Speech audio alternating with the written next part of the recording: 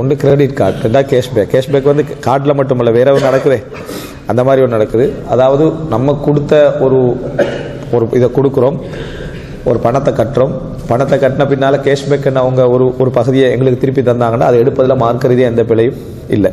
விளங்கிட்டா?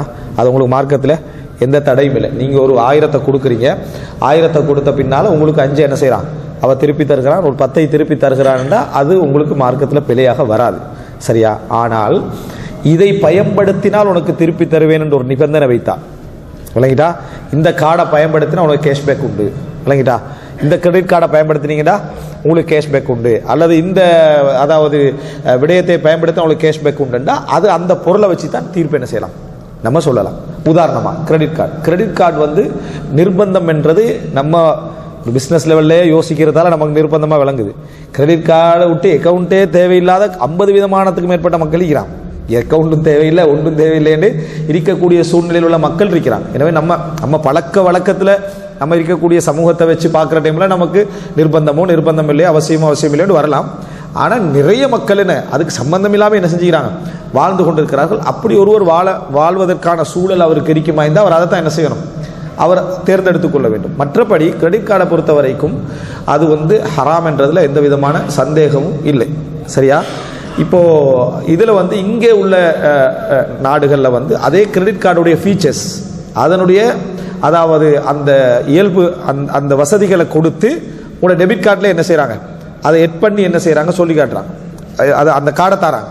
அப்படியான கார்டுகளை பொறுத்து எங்களுடைய பணம் அதில் இருக்கிறது, ஆனால் கிரெடிட் கார்டுடைய ஃபீச்சர்ஸ் அதுக்கு என்ன செய்கிறது, வழங்கப்படுகிறது. அப்போ நம்ம அதை என்ன செய்யலாம், நம்ம பயன்படுத்தலாம்.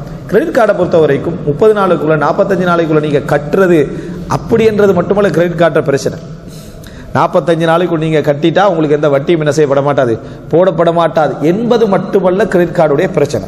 கிரெடிட் கார்டுடைய பிரச்சனை இதுக்கு அல்லாமல் இன்னொன்று இருக்குது.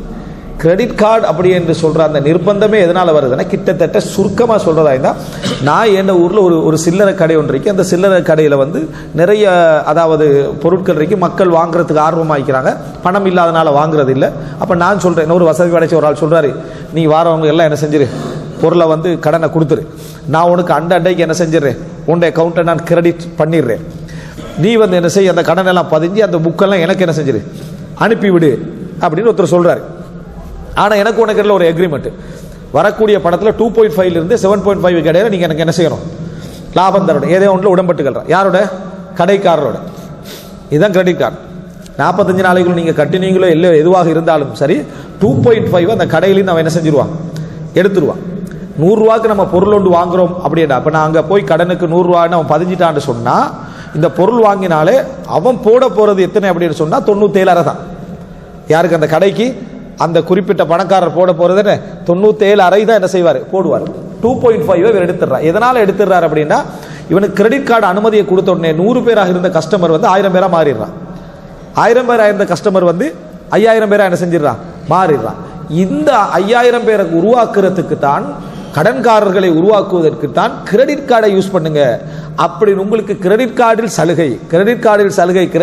சலுகை என்னத்துக்கு போறேன்னா, கடன்காரனை கூட்டுறதுக்கு, கடன்காரரை கூட்டுவதற்காகத்தான் கிரெடிட் கார்டு சலுகைன்னு என்ன செய்யறது, போடுறது. அப்போ உடனே போய் கார்டை வாங்கிடுறது. புக்கு வச்சிருந்தா அவமானம், கார்டு வச்சிருந்தா மரியாதை. சரியா? அப்போ அதனால கார்டை வாங்கிடுறது. இந்த கார்டை வாங்குவதற்காக நீங்கள் கிரெடிட் கார்டை யூஸ் ஆரம்ப கட்டத்துக்கு மட்டும் கொஞ்சம் என்ன கேஷ்பேக் அது இதுன்னு சொல்லி எல்லாம் சொல்லி கொஞ்சம் அதில் போய் சிக்கிறது. உங்களுக்கு வருகிறோம் 0% நீங்கள் என்ன செய்யுங்க, கட்டிட்டு எடுத்துட்டு போங்க, 0 இன்வெஸ்ட்மெண்ட் அப்படி எடுத்துட்டு போங்க. அப்போ நம்ம போகிறோம், பொருளை என்ன செய்யறேன், எடுத்துட்டு போயிடுறோம். என்ன ஃப்ரீயா தரேன் அப்படின்ற ஒரு மைண்ட் செட்டை தந்து எடுத்துட்டு போயிடுறேன். அதுக்கு அடுத்த மாசத்திலிருந்து நம்ம கடற்கரை மாறிட்டோம். அதுலேருந்து தொடர்ந்து நம்மளை என்ன செய்வான், ஃபாலோ பண்ணுவான். ஸோ உங்களுக்கு பொருளை தருகிறோம், பணம் தேவையில்லை என்கின்ற அந்த உத்திக்காகத்தான் அது செய்யப்படுகிறது. இங்க மார்க் அடிப்படையில் எது பிழையாதுண்டா, நான் கடனை என்ன செய்யறேன், வாங்குறதுக்கு ரெடியாக இருக்கிறேன், கடன்காரர்களை அதிகப்படுத்துவதனூடாக அவனுக்கு இவனுக்கு ஒரு எக்ரிமெண்ட் நடந்துருது. யாருக்கு, அந்த கடைக்கும் அந்த நபருக்கும் இடையில எக்ரிமெண்ட் நடந்தது. அப்படி நடந்த எக்ரிமெண்ட் தான் இந்த visa, master, ABC, American express இதன் இருக்கக்கூடிய எல்லாமே வந்து அந்த எக்ரிமெண்ட்ல நடக்குது. நான் 45 நாளைக்குள்ள கட்டினாலும் கட்டாது விட்டாலும் சரி, அவர்களுக்கு இடையில் உள்ள டீலிங் என்ன, அது நடந்து கொண்டே தான் இருக்கும். அதுக்கு காரணமாக அமைகின்றவன் டைரக்ட்லி யாருன்னா நான் தான். எனக்காகத்தான் அந்த எக்ரிமெண்ட்டை அவங்களுக்கு என்ன செய்யுது, இந்த கடன்காரனுக்காகத்தான் அந்த 2 பேரும் என்ன செய்யறாங்க, எக்ரிமெண்ட் பண்ணி இருக்கிறார்கள். ஸோ கிரெடிட் கார்டு நீங்கள் 45 நாள் சைன் பண்ணிச்சோ இல்லையோ எல்லாமே என்ன ஹராம் தான். அந்த சைனை நம்ம கரண்ட் பில்லுக்கு போடத்தான் செய்கிறோம், ஃபோன் பில்லுக்கு அந்த சைன் போட தான் செய்கிறோம். மேலதிகமாக நீங்கள் என்ன இதுக்கு உரிய நாளில் கட்டாது விட்டால் நீங்கள் ஹராம் அமௌண்ட் என்ன செய்யணும், கட்டணும், இன்ட்ரெஸ்ட் கட்டணும் எழுதிடுறான். கரண்ட் பில்லே என்ன செய்யுது, வருகிறது, நீங்கள் பார்க்கலாம். அதே போல் தண்ணி பில்லெல்லாம் என்ன செய்யுது, அது வரத்தான் செய்யுது. அதே இதுதான் இதெல்லாம் என்ன செய்கிறது, வருகிறது. அடிப்படை வசதியா மேலதிக வசதியான்றது மட்டும்தான் இங்கே என்ன பிரச்சனை. அதனால கிரெடிட் கார்டு வந்து யாருக்கு நிர்பந்தம் பண்றது அவருக்கு தெரியும். உண்மையா ஒருத்தருக்கு வந்து தெரியும் கிரெடிட் கார்டு எனக்கு நிர்பந்தம் உள்ளவங்க வைக்கிறாங்க. பிஸ்னஸ் நபர்களில் அவங்க கிரெடிட் கார்டை வச்சு தான் பே பண்ணணும். சில அதாவது இப்போ சில அமெரிக்கா, யூகே அந்த மாதிரி இடங்களுக்கு போனால், ஜெர்மனி இது போன இடங்களுக்கு போனால் டோட்டலாக என்ன இந்த கார்டை வச்சு தான் நீ வந்து ஒரு பார்க்கிங்கே என்ன செய்யலாம், போடலாம் என்கின்ற அளவில் இருந்தால் அது அவருக்கு என்ன ஒரு பிஸ்னஸ் நபருக்கு அது நிர்பந்தமாக இருக்கலும். ஆனால் அது இல்லாத அடிப்படையோட தீர்ப்பு என்னன்னா கூடாது, அது வட்டி, அதை நம்ம என்ன செய்யக்கூடாது, பயன்படுத்தக்கூடாது. கேஷ்பேக்கை பொறுத்த வரைக்கும் கிரெடிட் கார்டை யூஸ் பண்ண உனக்கு கேஷ்பேக் என்ன பயன்படுத்தக்கூடாது, விளங்கிட்டா?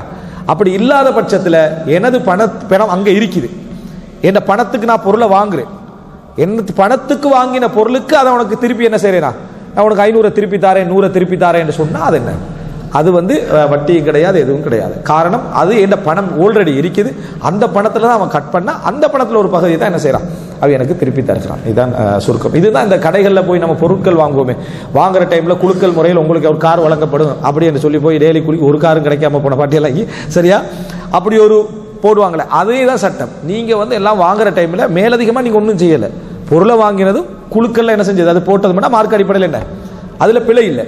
அது அல்லாமல் நீங்கள் எக்ஸ்ட்ராவாக ஒரு பணம் கட்டுறீங்க அல்லது ஒரு டபுளாக என்ன செய்றீங்க ஒரு அமௌண்ட்டை கட்டுறீங்கன்றா தான் அதை என்ன செய்யும், ஹராமாக மாறும்.